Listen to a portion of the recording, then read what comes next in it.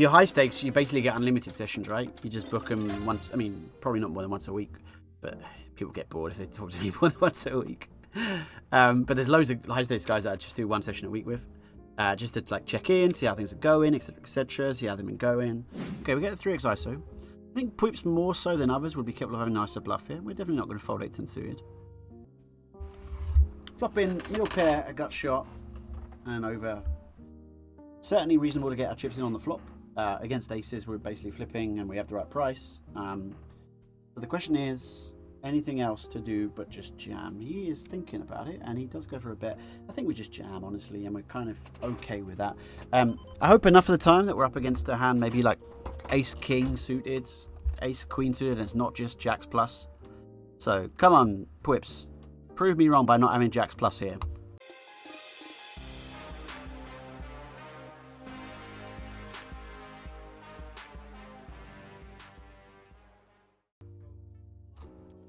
Good. Pwips is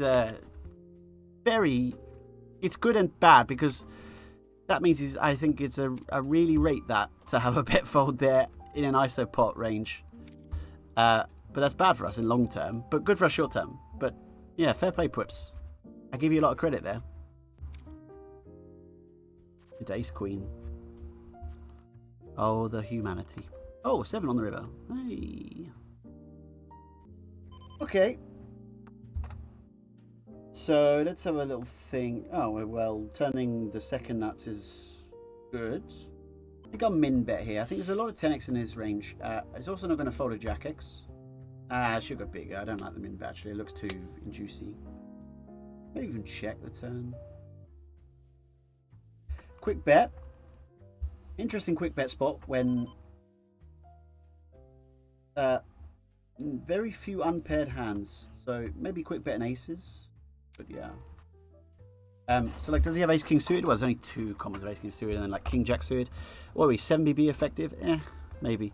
Goes to 1.3. Could be a bluff, of course, as well. I think we just call again. I don't expect to be too frequently tripled here, so I think our jack high has a lot of showdown as well in the current line. We now hit a pair. Check in. I don't think it makes sense to bluff catch here. I think we just have king x and queen x galore. We do have some cool folds. I don't think jack 5 needs to stretch it though. Could this guy bet a bet? Yeah, of course he could. But what's his value range? Well, it's aces, it's queens, it's 8s, for example. He may go thinner than that, or he may go wider. I'm not sure. I don't know if ace king suited. There's only a couple of combos. It's still there, I suppose. It's incredibly tough to just triple off in there and just expect you just expect to get hero called so often.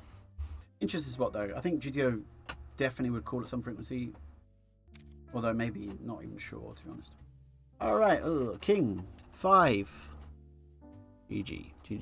Min raising ace king, getting jammed on by ace 6. Life is good until they hit a 6. Life is terrible. Doesn't matter. We just try again. We haven't done this for a while. Limp a button, huh? How bad could it be?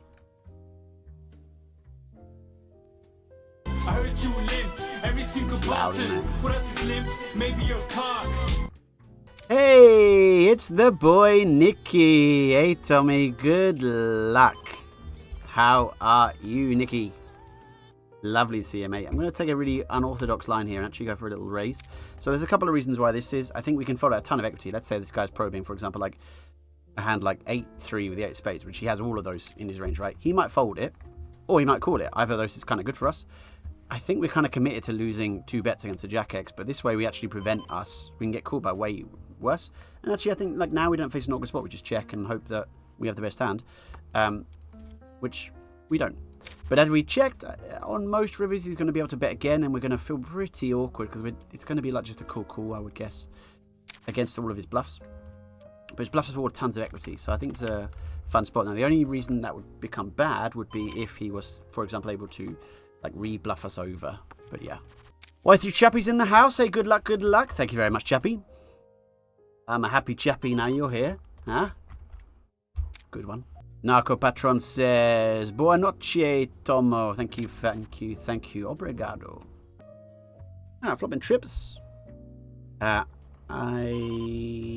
could bet, could check. I'm actually going to check. This is kind of dry board. I'm a bit worried that he may overfold. He hasn't shown huge like stationary tendencies yet or anything like that. Turn's quite nice. So like now we think if he's got gut shot, I don't think he's going to bluff too often. If we check, he could try, but I think it's not going to be our main way to go. So actually I'm going to go try and just get a bit more value. I think if he's got a gut shot, it's really tough for him to fold. Even if he's got a 10, it's really tough for him to fold. And opening is obviously no folding either. It just looks like bluffy. Now he's clicked here and I'm terrified. I'm absolutely terrified. So let's call. Let's get a nice high card so we chop with his trips. Okay. I hope he's got king 6. I hope he hasn't got or king 5 or king 4 or king 3. I hope he doesn't have. Oh, he was. What was that? Wow, Sulaki. Sulaki with moves. Hello. I like it. I mean, I was terrified and I had trips. I was still terrified, you know? Kind of close. I'm going to click and try a little, see how that goes. I don't know. He did show some moves and then he gave up. So it's tricky. It's tricky. I like the fact that we have hit a heart now. So we'll go for a little smallish bet. I think we could fold out the ace high. I think we can fold out any of the back doors. Obviously, he doesn't fold queen x plus or kings or aces. But if he folds, for example, ace jack of clubs, happy days. He hasn't got so much like 10-9 hearts now, which he might have called with ace 9 hearts or something like that, which is good for us. Happy days. Right, we'll start a little check with a 5 for off. Flop in and open ender. That's cool. We like that.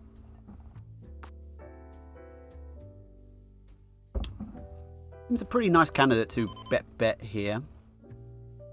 I'm going to go 1.6. Lots of natural call folds here. Now we have an interesting decision. So, could jam. Hand's definitely worth a jam. We are going broke if he's got to beat anyway. Guess we'll just jam. We have an 8x, we have 5x, we have 10x in our bluff range. I think it's pretty hard to fold a hand like King 9 suited. Obviously, 10s or jacks probably end up calling. We'll take it. We'll take it. Happy days. We have a spot here which we are just going to give up. I think his range is overwhelmingly weighted towards ace-x or showdown type hands. Maybe some 8x. I don't think he's going to fold enough. Just checking and GG it. Yes, we have no showdown, but we have no showdown with any of our unpaired hands, to be honest. And I just don't think it makes sense to bluff there.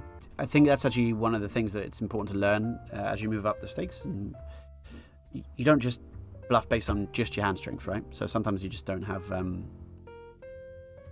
sometimes you just shouldn't have bluffs in certain spots. Yeah. Fold the 7-4. He called very well in the previous hand. The 8-6. Yeah, I mean, I think it seemed wide. I think the 8 of spades, funny enough, kind of worked well and bad. So blocked a bluff that we could have, but also did block significant amounts of value. So I think that seems a reasonable thought process to call with his pair. Like he's bluff catching with even a queen x there, right? We're repping 2 pair plus in the game before. I guess is the spot you're referring to, right? So I can't tell yet, but yeah, certainly could be reasonable to adjust to that. No one-on-one train with Tommo yet. Shame. So there is. I mean, lots of people get one-on-ones with Texas Tommo, but you do have to be, I think, playing. There are some bonuses available to some of the development wings. There's some, let's say, requirements, and then the one-on-ones are available. But if you're 50s plus, it's like 50s. I think I don't exactly know. I just get told, whatever this person wants a session or something. You can book them in. If you're high stakes, you basically get unlimited sessions, right? You just book them once. I mean, probably not more than once a week, but people get bored if they talk to me more than once a week. But there's loads of high stakes guys that I just do one session a week with, just to like check in, see how things are going, etc., see how they've been going. And then there's lots of 50s guys that'll check in with maybe once a month or something. Again, similar process. We can either work on something specific they want to bring to the table, or just do some league funding, or just chat about whatever they want to chat about. I'm definitely, I think it's really good to just be a resource. So it's not that I will always be able to get every poker situation perfectly accurate and always say I definitely don't want to feel like I have a monopoly on the correct way to play poker. But I think I am a good, let's say, shield or a good mirror to bounce ideas off.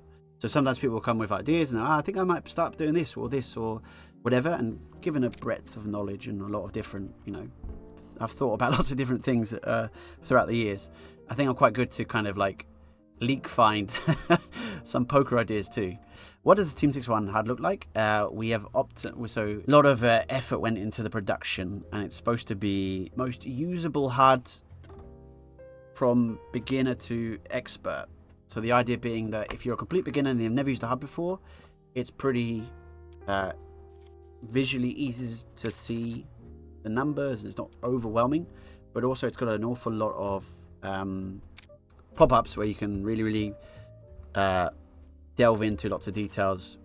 If you are perhaps more expert and you've got a decent amount of sample, it becomes more interesting to double barrel sizings or something that have been used historically.